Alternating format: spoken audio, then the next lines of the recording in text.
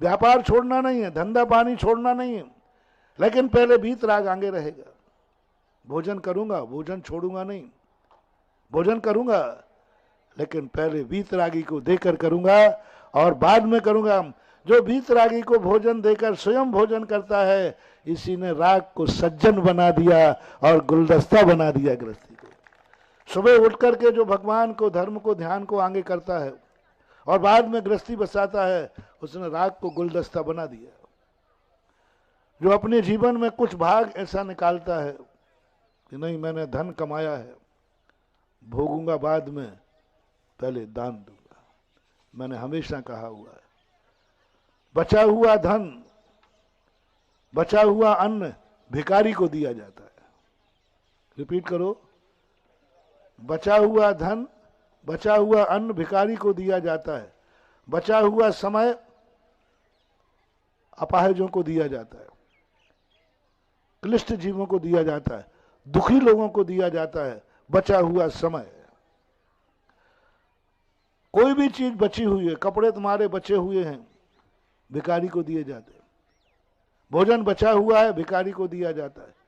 धन साल भर के खर्च करने के बाद बचा है, अपाहिजों को दिया जाता है, दुखियों को दिया जाता है, दीनहीनों को दिया जाता है, पुण्यहीनों को दिया जाता है। बचा हुआ धन, बचा हुआ अन्न, बचा हुआ समय और बचा हुआ धन, बचा हुआ अन्न, बचा हुआ समय जो उपभोग करता है, पहले हमारा धन भोगने के पहले दान में जाएगा। कमाई का धन कह रहा हूं, कमाने के बाद जैसे तुमने आया भाव कि मुझे इसको खर्च करना है, इसको कमा के लाया हूं, नियम से यदि सज्जन होगा, तुम्हारी जिंदगी गुलदस्ता बनाना है तो कमाने के बाद धन खर्च करने के पहले कुछ ना कुछ दान में निकाल देना। वो धन तुम्हारा गुलदस्ता बन जाएगा, रावण जैसा नरक का कारण नहीं बनेगा। पहले निकालना, बाद में नहीं। आप लोगों की आदत क्या होती है, महाराज दान तो देना है, पहले हमारे पूरे सारे खर्चे लगा दूं, फिर बचेगा तो दूंगा। जिन लोगों ने ऐसा कहा, मैंने उनसे कहा महानुभाव आप ना दें तो श्रेष्ठ है, अन्यथा आपके बुरे दिन चालू हो जाएंगे। बचेगा तो दे दूंगा, ये कभी सोचकर मत देना तुमने एक धर्म को भिखारी बना दिया। यदि तुम धर्मात्मा ना बन सको, तुम साधु ना बन सको, भगवान ना बन सको, तो कम से कम भगवान को भिखारी मत बनाना, ये ध्यान रखना। कभी भी हो भूल कर पहले देना। भोजन जब भी देना, भोजन के बाद बची हुई रोटी भिखारी को दी जाती है और भोजन करने के पहले जो रोटी दी जाती है वो साधु को दी जाती है। और पहली रोटी जो तुमने साधु को दी, तुम्हारा सारा भोजन गुलदस्ता बन गया। बचा हुआ समय, शाम को बचा हुआ समय, महाराज मैं सारे व्यस्त कार्यों में व्यस्त हूं, समय बचेगा तो फिर मैं मंदिर जाऊंगा।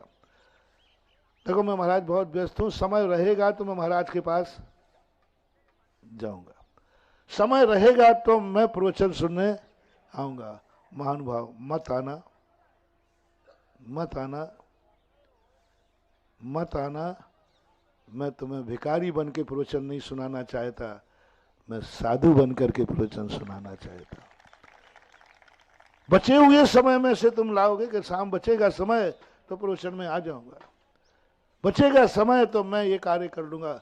कभी भूल करके नहीं करना। बचे हुए समय नहीं, जो मुझे 12 घंटे मिले हैं उनमें पहला घंटा मैं मंदिर में दूंगा, पहला घंटा मैं गुरु के पास रहूंगा।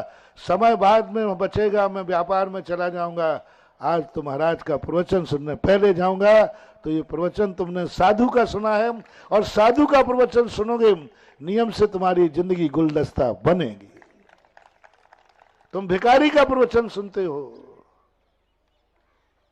सुन लो कान खोल करके, तुम भिखारी का प्रवचन सुनते हो, क्योंकि हमेशा है कि मेरे पास समय बचेगा तो,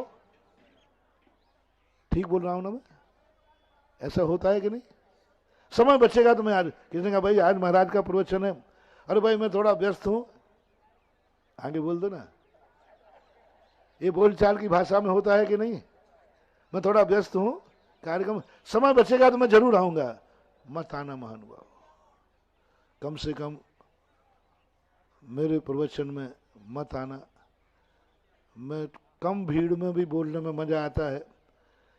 मुझे लाखों की भीड़ में बैठा लो तो कोई फर्क नहीं पड़ता, और पंडाल में 2 लोग बैठे हों तो मुझे कोई फर्क नहीं पड़ता, क्योंकि मैं प्रवचन सुनाता ही नहीं हूं, मैं तो यहां बैठ करके भी स्वाध्याय कर रहा हूं।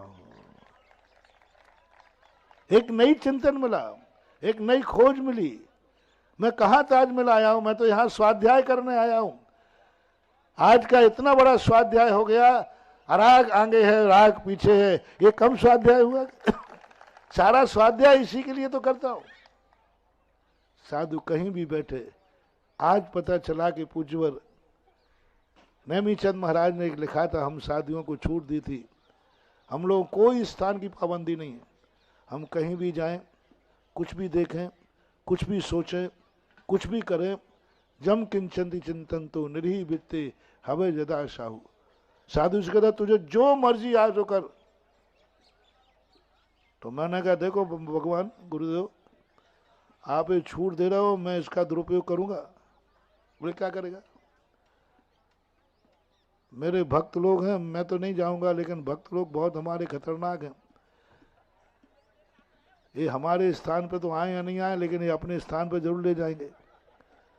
नेमीचंद महाराज ने कहा, मैंने कहा देखो ये छूट मत दो आप, हम पंचम काल के साधु हैं, तुझे जो चिंतन करना है वो कर, तुझे जहां जाना है वो जा, जो देखना है वो कर, जम किंच भी चिंतन तो किमिक्षक वरदान। तो जब मैंने एक गाथा पढ़ी, मैंने कि गुरुदेव ज्यादा विश्वास मत करो, आप ये छूट मत दीजिए, आप तो पाबंद कीजिए, तुम यहीं जाओगे, यही सोचोगे, यही देखोगे। लेकिन वो माने ही नहीं। तो कल रात में मैंने कहा भगवान आपने कहा था कहीं भी जा सकते हो, कल सुबह ताजमहल जा रहा हूं। आपने कहा था जहां कहीं भी जाओ, जहां कहीं भी जाओ। अब बाद में मत कहना कि तू साधु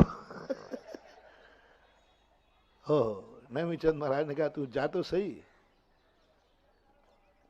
जा तो सही, तो वहां जाकर के भी स्वाध्याय ही करेगा।